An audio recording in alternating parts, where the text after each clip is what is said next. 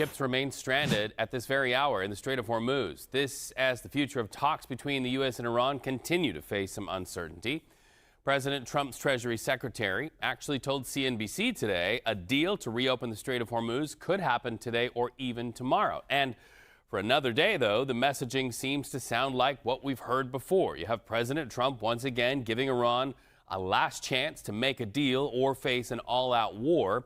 Then you have Iran pushing back in some pretty strong front-facing statements. Here's how the president put it in the Oval Office yesterday. I want to give them every last chance before decapitation. Very tough to do what we have planned, still planned. They called me and they said, please don't attack, we'll make a deal. That's the real truth, and everyone knows it. Live now to Washington and CBS News White House reporter Olivia Rinaldi. Olivia, based on what you hear from the president, what do you see happening in the next 24, 48 hours? I mean, the word decapitation, it's a pretty strong word.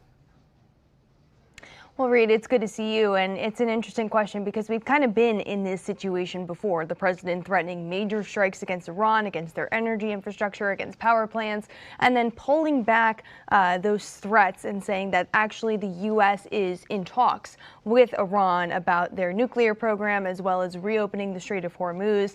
The president even suggesting on Truth Social and talking about this circular moment that we find ourselves in once again. He called the Iranian leadership duplicitous. He wrote that they asked for a meeting, some would say beg for talks to begin, with more scheduled in the immediate future. Then they say openly and proudly that they're not having discussions and that they're only dealing with Oman.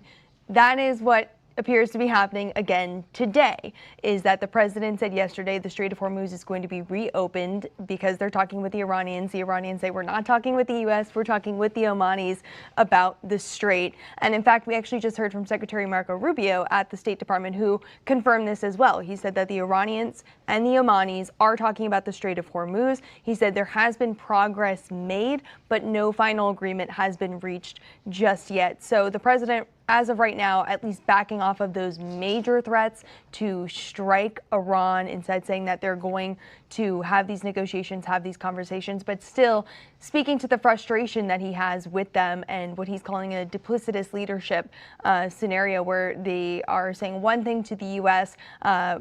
Privately, but then publicly kind of, backtracking and saying, actually, we're only talking with the Omanis. Even if that is the situation on the ground, though, we are hearing administration officials express positivity about these conversations, not only from Secretary Rubio, but as you also mentioned, Secretary Scott Bessent of the Treasury Department, who said that they may have a deal tomorrow or perhaps later today.